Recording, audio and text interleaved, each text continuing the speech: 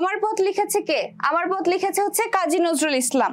ঠিক আছে, আমার পথ একটা হলো প্রবন্ধ।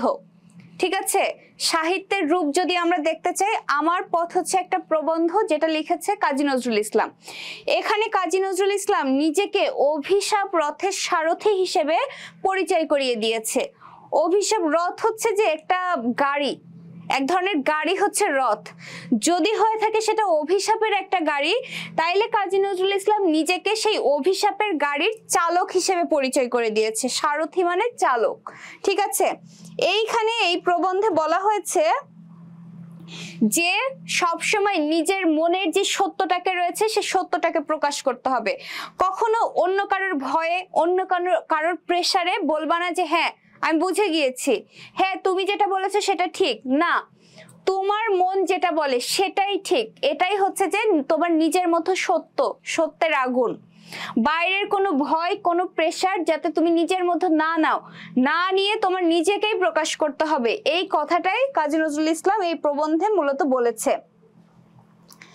তিনি আরো বলেছে যে এমন না যে আমি তোমাকে তোমার নিজের সত্যটাকে প্রকাশ করতে বলেছে বলে তুমি একদম জেদ ধরে থাকবা যে না, যে যা বলছে বলুক, ওসব আমি শুনবো না, কে সঠিক বলছে বলুক, আমি ভুল হইলেও আমি যা বলছি তাই। এইটা আবার করতে কাজী নজরুল ইসলাম না করেছে। তিনি বলেছেন যে যখনই তুমি বুঝতে পারবে যে তোমার ভুল হয়েছে তখনই তুমি সেটা স্বীকার করে নিবে, তাহলেই কেবল তোমার সত্য জয়ী হবে। ঠিক আছে, না হলে হবে না। আমি এত কিছু বলে গিয়েছি, আমি সবসময় বলছি আচ্ছা তোমাদের বাংলার প্রিপারেশনটা কেমন, আমাকে একটু বলো, আমাকে একটু বলো। তোমরা আমাকে কনভিন্স করার জন্য, আমাকে খুশি করার জন্য গিয়ে বললে যে হ্যাঁ আপু বাংলার অবস্থা তো অনেক ভালো, সেটা বলে তো কোনো লাভ নাই।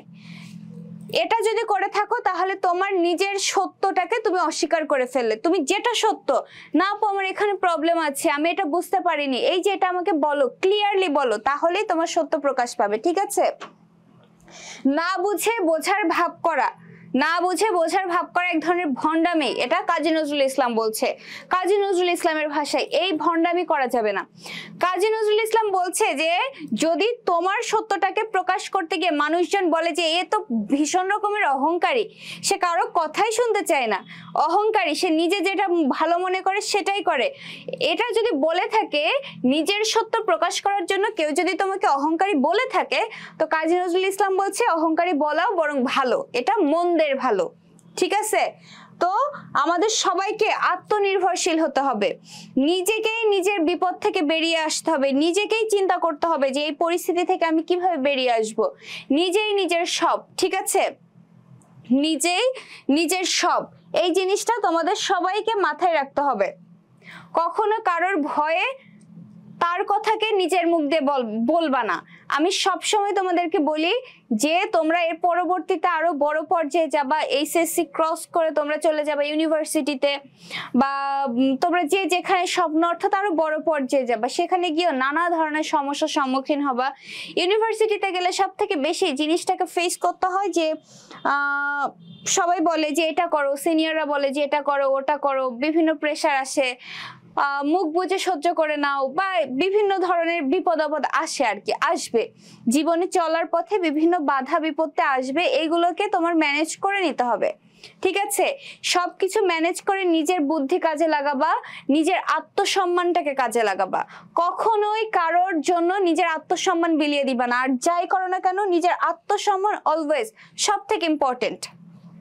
এর জন্য যদি তোমার কাছ থেকে কেউ চলেও যায় তো যাক, সেই মানুষটা তাইলে জেনে নিবা যে সেই মানুষটা তোমার জন্য সঠিক ছিল না। যদি সঠিক হতো তাহলে সে তোমাকে রেসপেক্ট করতো, তোমার মতামতকে রেসপেক্ট করতো।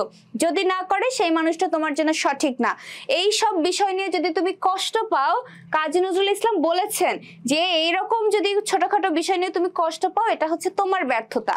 ঠিক আছে, এই প্রবন্ধে এই কথাটা বলা রয়েছে যে এটা তোমার ব্যর্থতা। তো এই ব্যর্থতার দায়ভার তোমরা যাতে না হও, আমিও এটাই চাই। সব সময় নিজেকে আত্মনির্ভরশীল করে তুলবা, সব সময় নিজের সত্যকে প্রকাশ করবা, মেরুদণ্ডহীন হবা না। ঠিক আছে, তাইলে এই ছিল আমাদের আমার পথ প্রবন্ধ।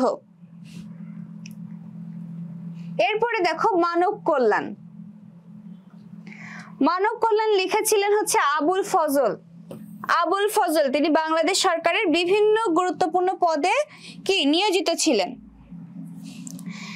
নিয়োজিত থেকে তিনি সেখানে খুব কাছ থেকে দেখেছেন যে রাষ্ট্র আসলে মানুষের যে ব্যর্থতা সেইগুলো দায়ভার আসলে রাষ্ট্রেরও।